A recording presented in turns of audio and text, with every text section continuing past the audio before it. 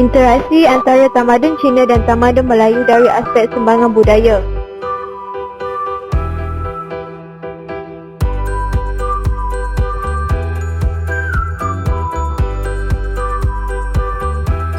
Ahli kumpulan yang terdiri daripada Lili Suranti binti Suwardi, Ainun Sofia binti Nordin, Kanageshwari anak perempuan Baskaran, Nur Syarmin Haifa binti Muhammad Faizal, Syazwani Muhammad Said Elayu Said.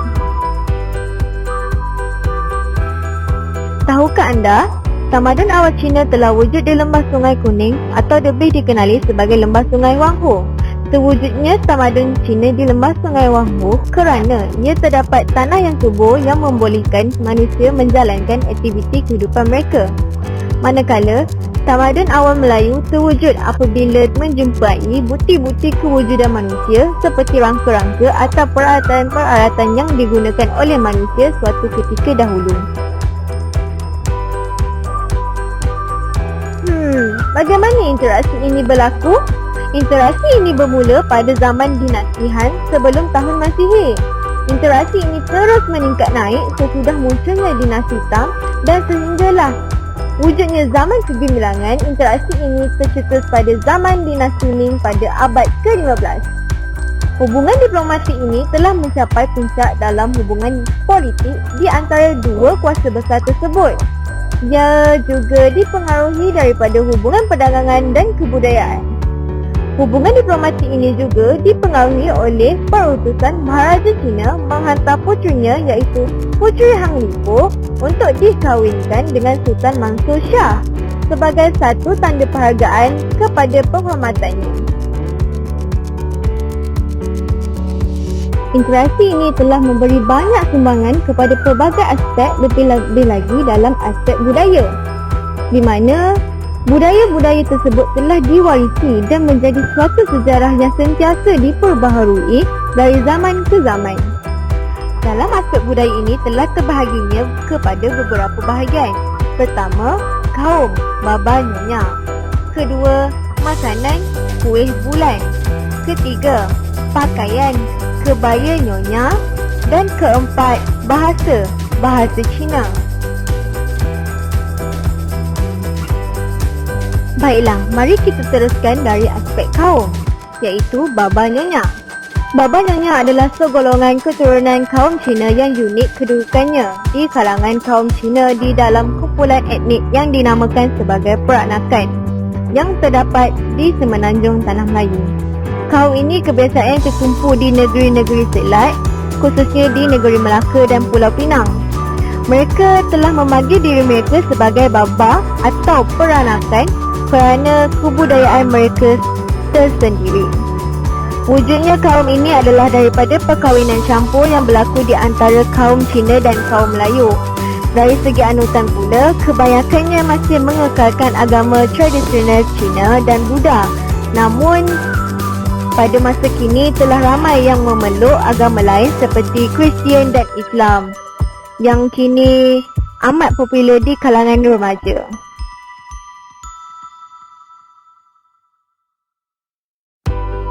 Kedua, dari segi makanan, iaitu kuih bulan.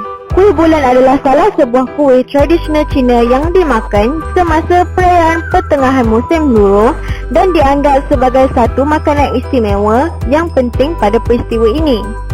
Ia biasanya ditawarkan kepada rakan-rakan atau kepada perhimpunan keluarga sementara meraihkan pesta.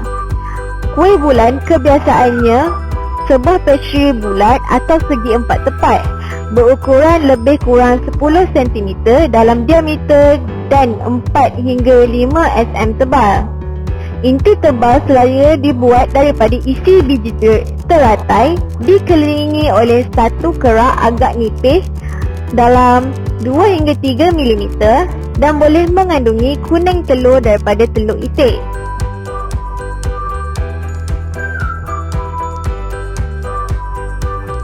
Kuih bulan ini biasanya dimakan dalam bahagian kecil diiringi dengan teh Cina. Dan kini kuih bulan telah diinovasikan kepada pelbagai jenis perisa dan beberapa orang Melayu juga telah menghasilkan kuih bulan untuk dipasarkan kepada orang Islam.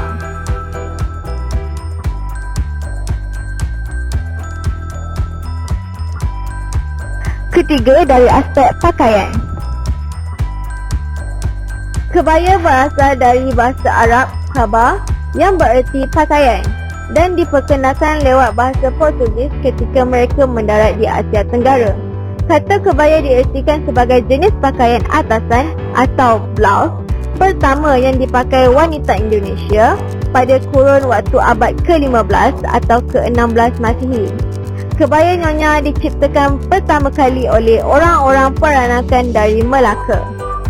Kebiasaannya mereka mengenakan kebaya ini dengan sarung dan kasut cantik bermanik-manik yang disebut kasut manik. Kini nyonya kebaya sedang mengalami pembaharuan dan juga terkenal dalam kalangan wanita bukan Asia.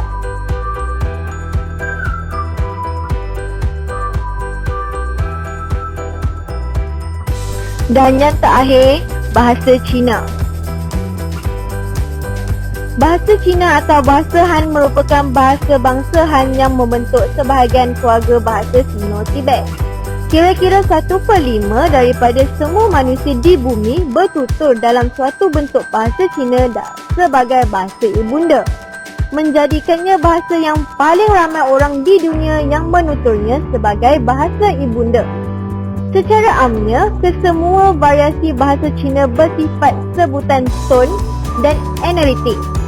Namun, bahasa ini ada keistimewaannya kerana kepelbagaian dalamannya yang meluas.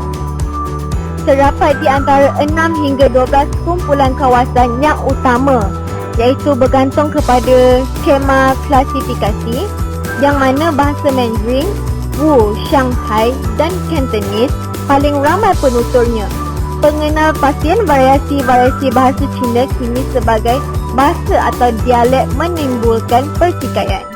Bahasa Cina secara tepatnya bahasa Mandarin baku, dan kini Malaysia telah memperluaskan bahasa ketiga iaitu bahasa Cina Mandarin, di mana terdapat banyak sekolah jenis kebangsaan Cina telah ditubuhkan di Malaysia.